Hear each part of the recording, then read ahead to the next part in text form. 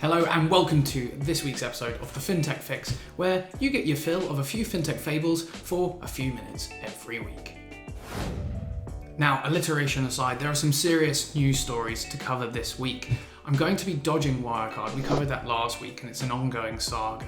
But in other news, there are new rules being put in place in Sweden to kind of discourage online shoppers from using credit cards and pay later company services like Klarna first if they can't actually afford it. Yes, the Swedish government and a lot of Swedish banks have found that customers have been increasingly getting into debt as people are spending more online. And obviously, this is terrible news. So they're not getting rid of these companies because obviously companies like Klarna, it's their home turf of Sweden.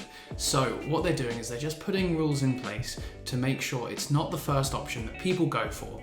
And I think this is a really good way of helping everyone better manage their finances. In fact, William Torsler, the senior business developer at Nordea, actually found that many consumers are falling into debt by default without actually thinking about it. And this regulation is designed to restrict the chances of that happening.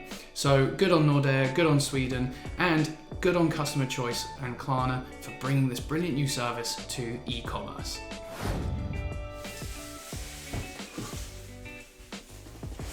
Now on to a story from the land down under. Consumer data right goes live! Yes, nestled in between press releases about dairy code or aquatic toy safety standards is the news that consumer data right is finally here after a 6-month postponement.